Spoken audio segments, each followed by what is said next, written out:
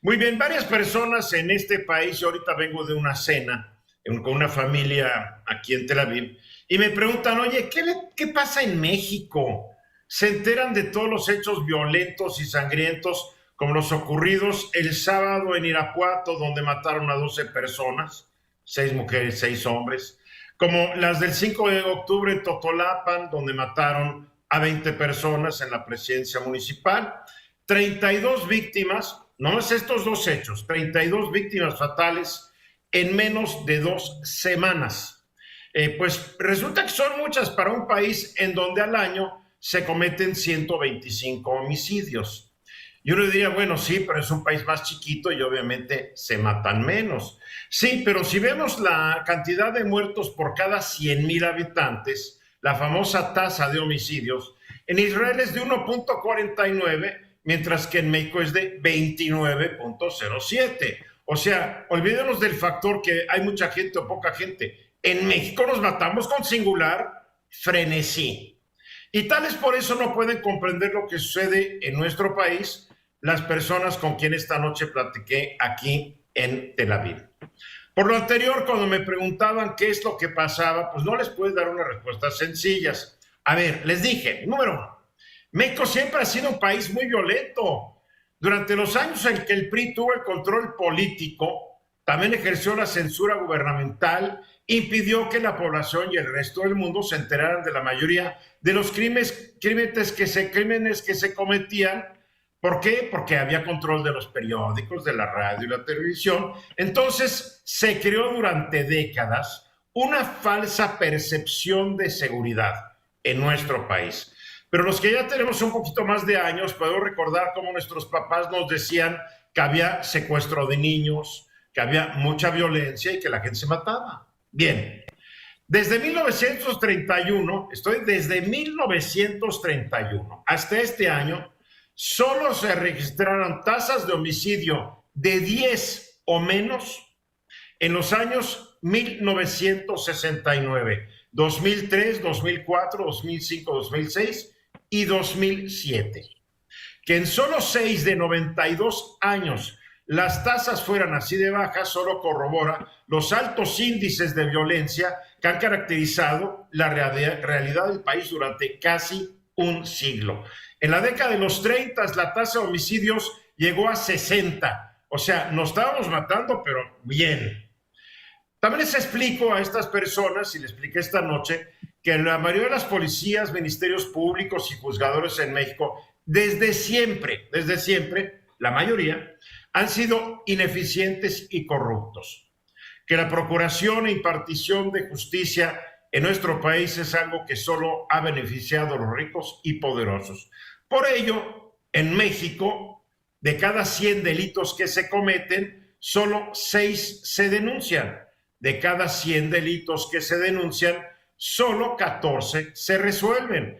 Esto quiere decir que la probabilidad de que un delito cometido sea resuelto en nuestro país es de tan solo 0.9%. Pues cuando le explicaba esto, los israelitas que estaban junto a mí me veían azorados, no lo pueden creer, ¿qué está pasando? Pero también les dije, bueno, es que tenemos un problema de la corrupción que ha sido crónica en nuestro país y ha propiciado que las autoridades y los delincuentes se asociaran desde principios del siglo XX y que al paso de los años dicha asociación incluyera a los jefes del crimen organizado y altos funcionarios de los 3 niveles de gobierno.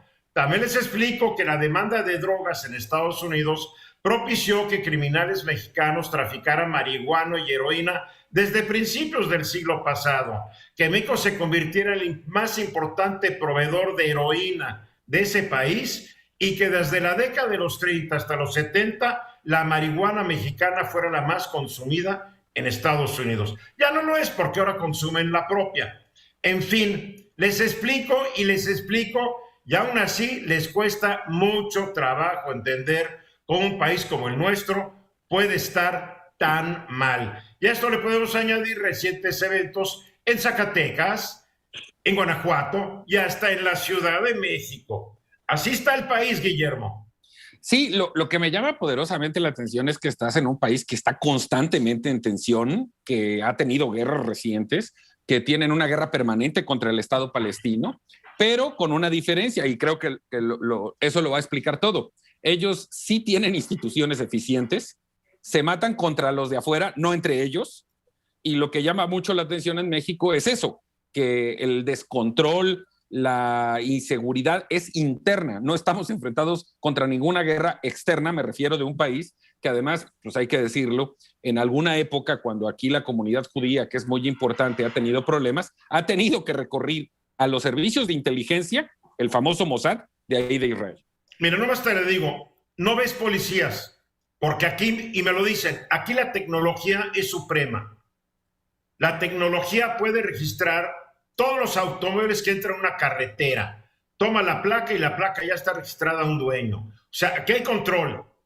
Pero no ves un solo policía. Yo en los días que llevo aquí he visto un policía, una mujer policía que estaba patrullando una zona de playa. O sea, un poco diferente. Orden y tecnología y corrupción mínima, digo, buena combinación. José Luis. Fíjate que esta cifra y este problema me recuerda de un estudioso del siglo pasado que murió este siglo, que es Gary Becker. Claro. Gary Becker fue premio Nobel de Economía en el 92, pero no solo fue premio de Economía, era un gran sociólogo también. Y entre los múltiples temas que se dedicó a estudiar está el tema del crimen.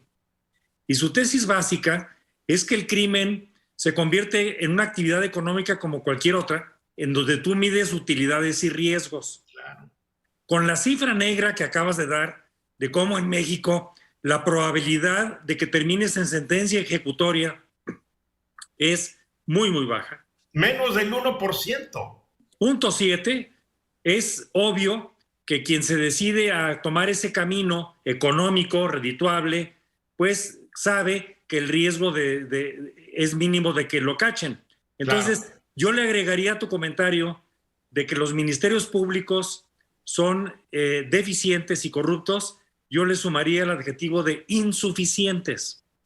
Porque para poder llegar a un Estado de Derecho en donde se respeten las reglas, tienes que ser, como ya se hizo en otras latitudes, cero tolerante, y tienes que perseguir cualquier conducta que asumes que constituye un delito, independientemente de la gravedad, sin cortapisas y sin tener en mente el costo-beneficio más que el de la seguridad y el del Estado de Derecho para la sociedad. Correcto.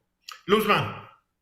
Oye, pues yo pienso que es difícil para los israelitas creer lo que está pasando en México porque allá es 1 y aquí son 30. Dicen, ¿cómo es posible que sea tan abismal la diferencia? Y es que en Zacatecas y en México hay zonas de guerra peores que las de Israel, por un lado. Y comentando o añadiendo lo que dice Guillermo, pues sí, es que en México los procesos y los castigos pues son poco eficientes, ¿no?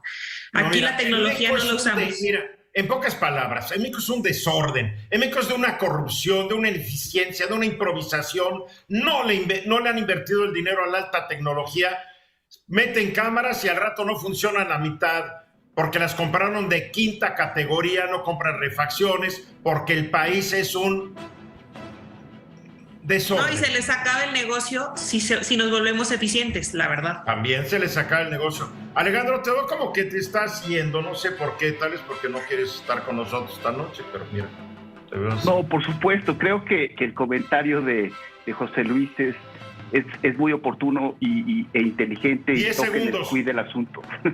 Nada, no se han generado los incentivos para que la gente opere al máximo. Vamos a los mensajes, regresamos. En el Estado de Derecho. Gracias.